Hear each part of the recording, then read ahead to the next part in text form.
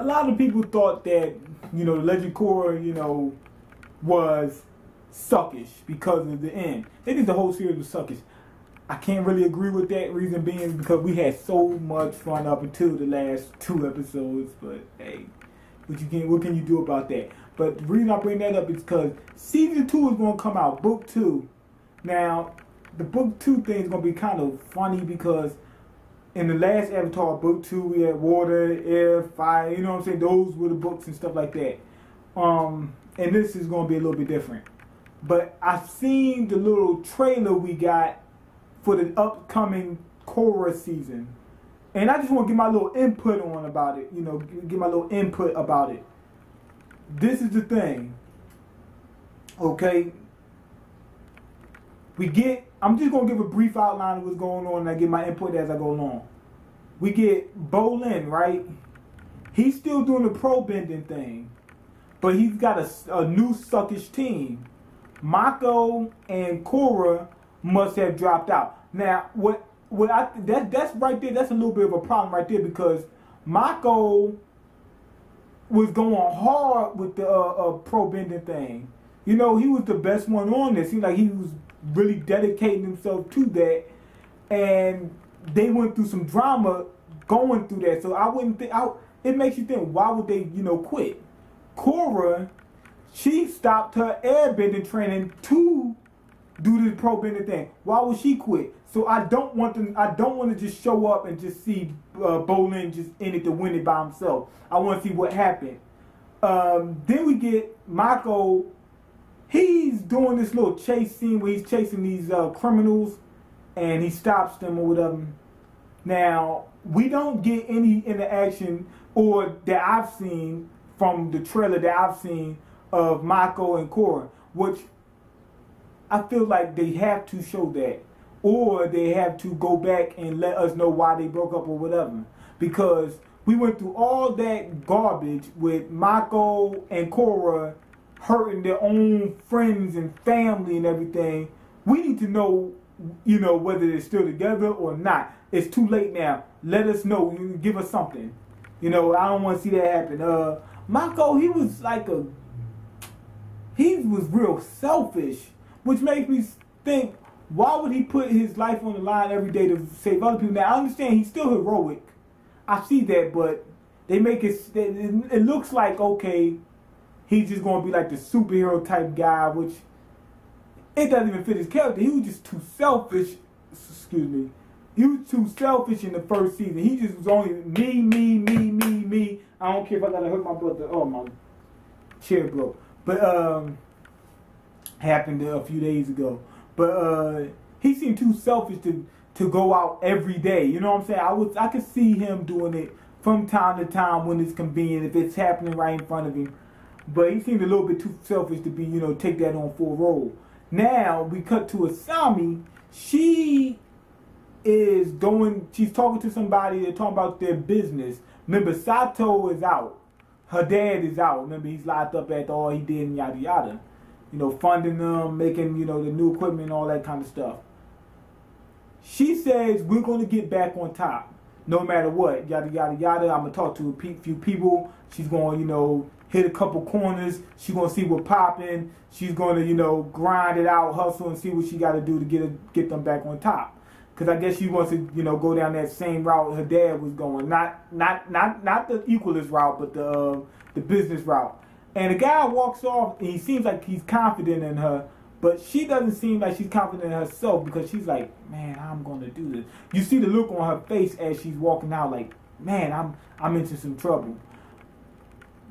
And like I said before, we still need to see for her, what's her feelings on Mako and Korra and everything that happened. I don't want to see her just go into business and just leave everything alone and forget everything. You know, I want to see what happened. And I mean, it doesn't make any sense to bring back Asami if all she's going to do is business. Doesn't make any sense. So I want to see how her business and her feeling towards Mako and Korra and everything intertwine. You see, now we get that little scene where her doing business or whatever, so we see where she's going. Then we get Korra. And Boomy is in this one. It seems like he's going to play a bigger role, which I wanted to see. Remember, we loved Boomy in the first one, and this new Boomy, who's really not even related to him, as far as we know. We see him in it, and he acts just like the guy, looks just like him. So anyway, he seems like he's going to play a more pivotal role, and he's helping Korra train or whatever by doing this little race thing. And Korra's cheating by using the Avatar state. Now, I don't really care for her airbending training. Reason being because she just started airbending like a pro, just like that, off of instinct. So it doesn't really behooves me to see her in, any kind of training. But that's pretty much it, what we got from that. But like I said, we see Korra and Mako separate things. We didn't see them together. So that kind of set me back. And this airbending training really didn't do it for me, because like I said, she got that off the bat. Now, one thing I do want to discuss in this one is they're talking about, the spirit, spirit realm, spirit world, whatever.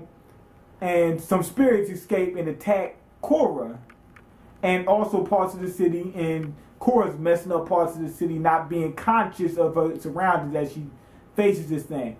I like that concept, but one thing I don't want to see is this. That whole concept was like the reverse X-Men thing. We was having remember with X-Men, the regular humans were going against the mutants. And this one, we got the benders oppressing the non-benders. I really wanted to touch up on that subject, and it seemed like they destroyed that in the end of the final, the first season. But they could have, continued that in this season.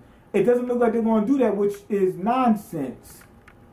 That was like one of the biggest, I'm going to say, montage of the series for the first season.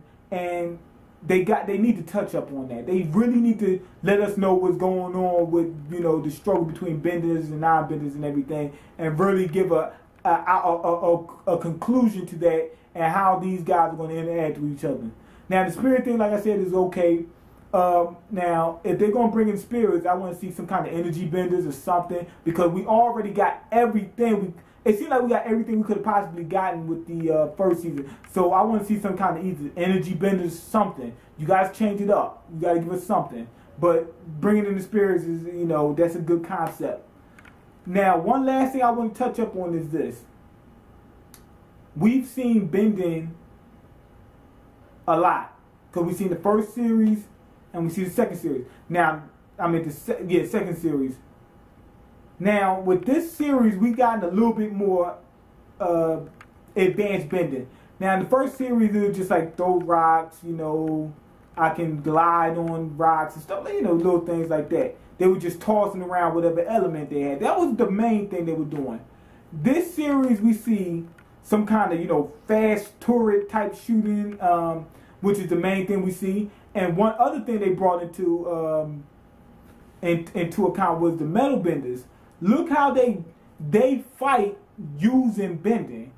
That's what I want to see in this one. Meaning, which they've done in the first series, but they only done it just a couple times. They fight using bending, like for example, what am I trying to say? They use their fighting skills and just use bending to enhance it. They have those metal ropes that they use to fight, and they just enhance their fighting styles, like they're using a weapon that they have more control over. I want to see more of that.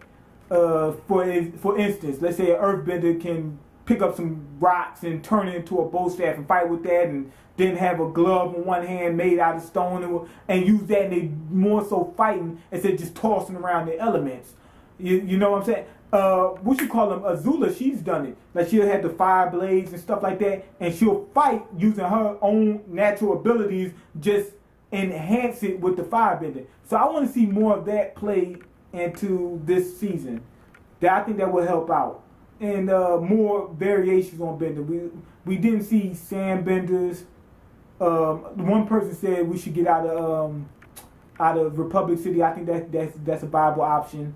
But I want to see some sand benders, swap benders, something. And I want to see more fighting using bending instead of bending fighting. You see what I'm saying? I want to see more of that. But anyway, go ahead, and leave your comments. Let me know how you feel about this. rate the video and subscribe, and I'm out. Peace. I had to do this afterwards because things happen.